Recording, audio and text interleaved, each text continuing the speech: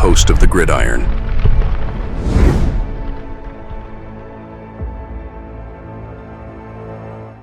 You got to talk injuries, right? So Nubin and Runyan, they've had surgeries and some other injury news as well. So I never heard this. It was interesting. I saw this article. Nubin and Runyan, and they learn something new every day. I'm an idiot.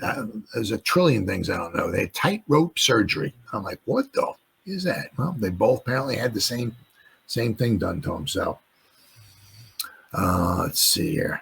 Where are we at here? There was a long list here. Injury updates, what we know. Let's see. Interior offensive lineman Jon Runyan. Runyan, who landed on injury reserve with a high ankle sprain, for which he had surgery to fix a torn deltoid ligament in his ankle. Damn. Also revealed that he played the entire season with a separated shoulder. An injury that likely happened back in training camp when he missed a few practices with a shoulder issue. Runyan said he wasn't sure if he would need surgery to repair it, but a decision would probably be made sooner rather than later. But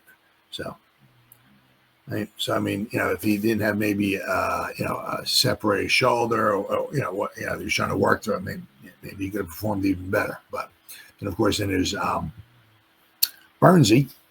Burns, one of two Giant players, Greg Van Roten being the other, who didn't miss a single snap, basically due to injury, right?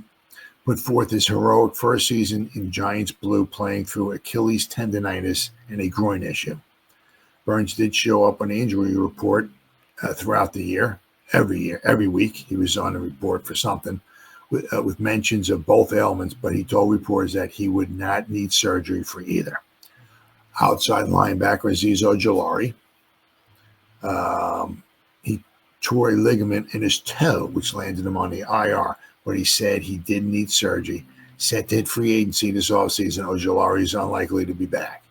That's the thing. I mean, because like with Azeez, it's a shame, because with the Giants actually had three good edge rushers, which is like, for this era of the Giants, that's mind-boggling.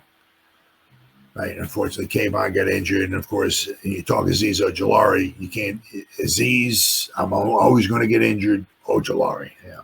So wherever he goes, you have to wait and see if he does get injured there or not. But every time with the Giants, I said, I don't know if it's the field we play on or what it is, but guys always getting injured. Always getting injured. But the thing is, to bring him back, he's going to want to get paid. I mean, he ain't making $30 million a year. Nowhere near close to that, but he's going to want to get paid. And I'm not sure if the Giants are going to want to dish that, I don't know, whatever. I mean, I don't even know. 8 million, 10 million, I don't know. I don't even know what he's going to want. Come in. But I'm sure the Giants are going to want to dish that out to Azeez Ojulari to be a backup edge rusher. He's the first one off the bench. If Burnsy or Kayvon or whatever, maybe need a breather, he's the first one. He gets the snaps, but he's only going to get 20, 25 snaps if Burns and Kayvon are healthy, right? So for him to, pay a backup edge rusher, whatever, to be a backup, that's probably not in the Giants' future. Also, Azeez is going to want to get paid, but also Azeez is going to want to play. Now, once again, it'll be interesting to see. He's going to want to play, but can he stay healthy? Hasn't been able to stay healthy with the Giants. Right? I mean, so he's always had injuries, always killed him. So it'll be interesting to see. Maybe he should go to the Eagles because apparently, anybody who goes to the Eagles stays healthy. So maybe he should go to Philadelphia. I'm sure. Maybe Howard Roseman, their GM, might offer him some kind of a deal. Tyler Nubin. Nubin also landed on injured reserve this year due to high ankle sprain, for which he had tightrope surgery. So did Runyan. He should be good to go in the spring. Bobby Okereke, he didn't have surgery either, but confirmed an earlier report of having a herniated disc in his back, but added that it is healing and that he hopes to be ready for the start of the spring program in late April. There was also, what we got here? Yeah, here we go. So Tyler Nubin and Jon Runyan Jr. both underwent tightrope surgery. I was like, what the? I was like, I'm an idiot. There's a trillion things I don't know. So I learned. Cool, right? Giants were back in their facility on Monday morning, bagging up their belongings after closing out their season. This is the day when the public usually gets the full story of what's been going on behind the scenes the last few months, such as injuries. Dan Dugan of The Athletic is reporting that two of the Giants' key starters underwent surgery to repair their injured ankles. Safety Tyler Nubin had tightrope surgery for his high ankle sprain he suffered in Week 14. Offensive lineman, our right guard, Jon Runyan Jr., had tightrope surgery for a high ankle sprain and surgery to repair a torn deltoid ligament on his inner ankle. I didn't know there was a deltoid ligament on his inner. He also suffered his injuries in Week 14. Tightrope surgery is described as a minimally invasive surgical procedure that stabilizes the ankle after an injury. That entails a tunnel to be drilled through the tibia and fibula and a braided polyethylene cord with metallic buttons at each end is inserted in the tunnel to secure the ankle in place, which accelerates the healing process. Runyan was signed as a free agent, well, we know that, 3-year, $30 million deal, and played every offensive snap in the team's first 12 games before getting injured in the 14-11 loss to the Saints.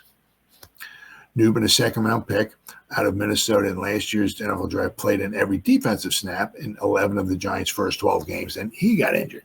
So these guys, it was, they were, big parts of the Giants. So, and they're coming back.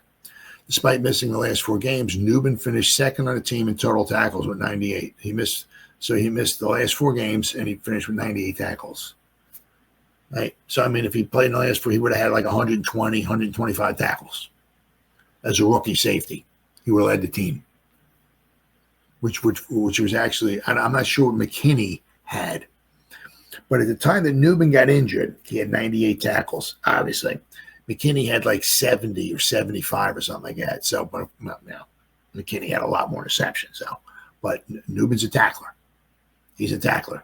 You never saw McKinney up there at the top of the leaderboard as far as tackles on the team. He never, Xavier McKinney, he's second on the team in tackles. And no, you didn't really see that. You see that with Nubin. You see Phillips. Phillips mixes it up too. So we got two real good defensive players in this draft. With Nubin and Phillips, 2 real good players. And he led all NFL rookie defenders in total tackles as well. So he missed the last 4 games, and he led all NFL rookie defenders in total tackles as well, Nubin. And now, not only that, all right, but so Nubin led all NFL rookies in tackles. And Phillips, he also, if you go to PFF, he's in the top upper echelon as far as PFF grades for cornerbacks. And I mean all cornerbacks. So, so that man's got a bright young future ahead of him. These guys, they need, because he missed some time. Nubin missed some time. Shocking, I know. But if these guys can stay healthy, we got some tacklers on this team. Obviously, one of the problems the Giants have had has been missed tackles. That's something, it's been a Achilles heel for the Giants, missed tackles. But between Phillips and Nubin, I'll tell you what, we really hit it out of the park with those 2 guys. Really, especially Phillips in the 3rd round. Whew, good pick. Good pick.